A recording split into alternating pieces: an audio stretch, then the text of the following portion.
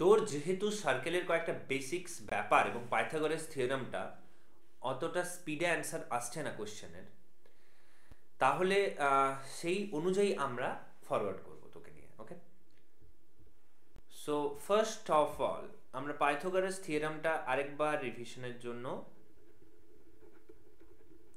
বলছি। So if there is a triangle like this, এটা যদি 90 ডিগ্রি হয়, এবার এভাবে বলছি মানে দ্যাট ডাজন্ট মিন যে এভাবেই থাকবে সব সময়, এটা এভাবেও থাকতে পারে, বাট তোকে বুঝে নিতে হবে এটা 90 ডিগ্রি। ওকে, আবার জিনিসটা এভাবেও থাকতে পারে, এটা 90 ডিগ্রি বুঝে নিতে হবে তখন, আবার এভাবেও থাকতে পারে,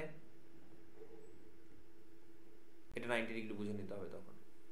মানে যতই ভিড় হোক না কেন, যতই ক্রাউডেড প্লেস থাকুক না কেন, আমরা নিজের বাবা মাকে চিনতে পারবো কি পারবো না? পারবো।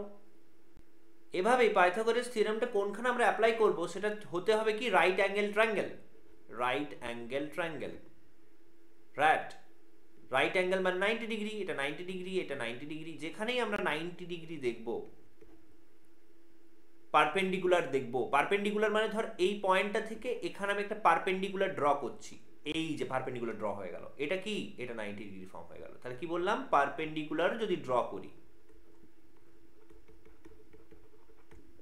পারপেন্ডিকুলার মানে এটা ডিস্টেন্সও, এটা কি এক ধরনের ডিস্টেন্স? তো দেখ, এই পয়েন্ট থেকে এই পয়েন্টে যেতে গেলে আমাকে অনেক পথ হতে পারে, মেনি ওয়েজ আর দেয়ার।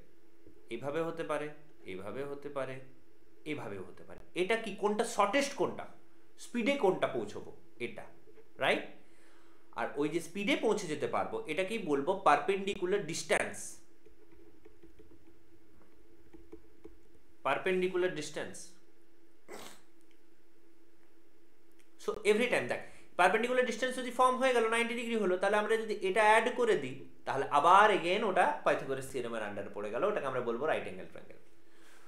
সো যেখানেই দেখবো 90 ডিগ্রির ব্যাপার রয়েছে, আমরা কিন্তু প্রথমে মাথায় আসা উচিত যে ও মেবি পাইথাগোরাস থিওরেম আমরা এখানে অ্যাপ্লাই করতে পারি, এখানে আমরা রাইট অ্যাঙ্গেল ট্রায়াঙ্গেল দেখতে পাচ্ছি। যখন হয়ে গেল দেখা, তখন এরপর আমাদের কি কি কর্তব্য, হোয়াট আর দ্য রেসপন্সিবিলিটিস দেয়ার। এটা 90 ডিগ্রি যদি ফর্ম করলাম, এই যে 90 ডিগ্রি যেটা রয়েছে এর যে আজুবাজু তে যে সাইডগুলো রয়েছে, এটা ধরে নিলাম এ, এটা ধরে নিলাম বি, সাইডে, তাই না? 90 ডিগ্রি যেখানে তার পাশের গুলো, এটা যদি 90 ডিগ্রি ফর্ম করলো এই জায়গাটা, ওর পাশের দুটো সাইড, ব্যাস এই দুটোকে আমরা যদি এ আর বি নাম দিলাম, এটা হচ্ছে তোর বেস, এটা ধরলাম হাইট। নাম দিয়েছে, এভাবে মনে রাখার দরকার নেই, ওরা নাম দিয়েছে,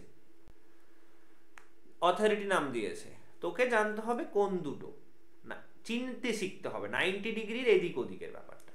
আর এই 90 ডিগ্রির যে অপোজিট যে সাইডটা, অর্থাৎ এটা যদি 90 ডিগ্রি হয়, এর যে পুরো উল্টো সাইডটা, রাইট?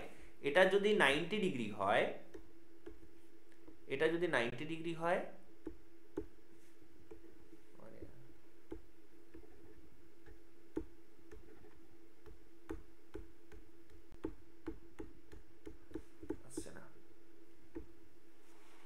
এটা যদি 90 ডিগ্রি হয়, 90 ডিগ্রি ঠিক উল্টো দিকের সাইডটা, অর্থাৎ এটা, এটা হচ্ছে হাইপোটেনিউস। এবার এটা হচ্ছে সব থেকে লংগেস্ট। নিয়মটা হচ্ছে এটা যেটা পাশে রয়েছে তার স্কয়ার করব, আর এটা এটা এটারও স্কয়ার করব, আর ওটারও স্কয়ার ছিল, বললাম না, এ স্কয়ার। তো 90 ডিগ্রির পাশে যে দুটো রয়েছে তাদের স্কয়ার যদি করি এবং অ্যাড করি, অর্থাৎ এটা এ স্কয়ার প্লাস বি স্কয়ার করি, যেটা বেরোবে সেটা হবে এই যে বড় সাইডটা দেখলি, সেটা যদি এইচ ধরে নিই, তার স্কয়ারের ইকুয়াল। অর্থাৎ এই যে দুটো, এই দুটোর আলাদা আলাদা করে স্কয়ার করে, সেপারেটলি স্কয়ার, এটা একবার স্কয়ার করলাম, এটা একবার স্কয়ার করলাম, যেটা আসবে তাদের অ্যাডিশন করে যেটা বেরোবে সেটা হবে যেটা লংগেস্ট ছিল এইচ, তার স্কয়ারের ইকুয়াল। মানে ওটার পাওয়ারটা ভাব একবার, যে এরা দুজন মিলে অ্যাডিশন হয়ে ওকে ফর্ম করছে। সো এটা যদি 3 হয়, এটা যদি 4 হয়, এটা কত হবে না, এটা স্কয়ার করব আগে, 3 ইন্টু 3 করব, 9 হবে। আর এটা হবে 4 ইন্টু 4, দ্যাট ইজ 16 হবে। এরপর এই যে 9 আর 16 এটা অ্যাড করব, হবে 25। এটার ভ্যালু কত হবে? 25 হয়ে যাবে না, কিন্তু অ্যাডিশন করে অ্যান্সার আসবে না, ওই যে অ্যাডিশনটা বেরোলো তার রুট করতে হবে। রুট মানে কি, 25 এর ফ্যাক্টরাইজেশন কর, 5 5s are 25, অর্থাৎ 5 ইন্টু 5 রুট থাকবে। রুট থেকে বেরোনোর সময় পেয়ারিং থাকলে একটা বেরোবে, অর্থাৎ দুটো 5 আছে, একটা 5 বেরোবে, 5। এটা হবে অ্যান্সার। এবার যদি কোশ্চেনটা এইভাবে থাকতো, এটা 5, এটা 4, এটা কত, তাহলে দেখ এটা 90 ডিগ্রি, 90 ডিগ্রির পাশে এটা, পাশে এটা, তাহলে সেম জিনিসটা অ্যাপ্লাই হবে না, এই দুটো অ্যাড করে দিলে হবে না, কারণ এটা আমরা তো জানি না অ্যাড করব কি, রাইট? তাহলে এটা আগে বার করব, 5 স্কয়ার করব, 5 5s are 25, আর এটা 4 4s are 16 করব।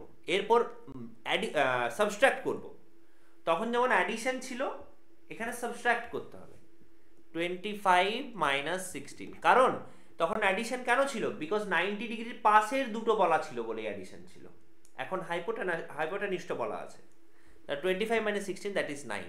9 মানে যদি ফ্যাক্টরাইজ করি 3 3 is 9, সো এটার ভ্যালু আসবে √9, দ্যাট ইজ 3। এই যে এটা, রাইট? বোঝা গেছে আই থিঙ্ক। এরপর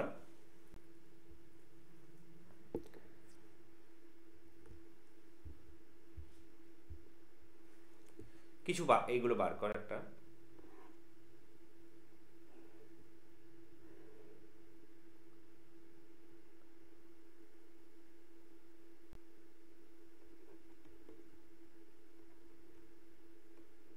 এটা কত হবে? ভিডিওটা পজ করে বার কর, যতটা হবে হবে, যেটুকুই হোক, ভুল হোক ঠিক হোক, ভিডিওটা শেষে যতগুলো হবে সবগুলো ফটো তুলে পাঠাতে হবে, ঠিক আছে? আমি কিন্তু এক্সপেক্ট করছি যে তুই পাঠাবি। আচ্ছা,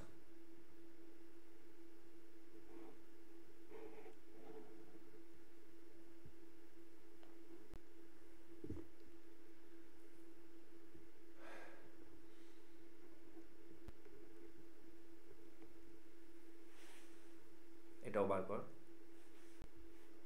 এটা কোয়েশ্চেন মার্ক আছে এখানে, এটা কোয়েশ্চেন মার্ক আছে এখানে।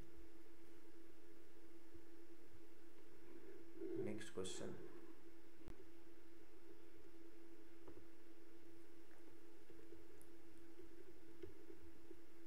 এটা কত হবে? পজ করে করে করবি ভিডিওটা, ট্রাই কর। হয়েছে? যদি হয়ে গেছে, নেক্সট আমরা জায়গায় ঢুকছি। তোকে একটা হোমওয়ার্ক রইল, 10 টাইমস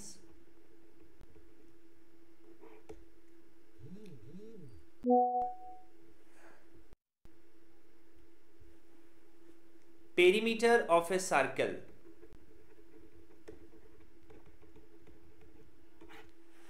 এর ফর্মুলাটা লিখতে হবে 10 টাইমস, যেটা কিনা 2 পাই আর, আর মানে রেডিয়াস, পাই মানে 22/7, and 10 times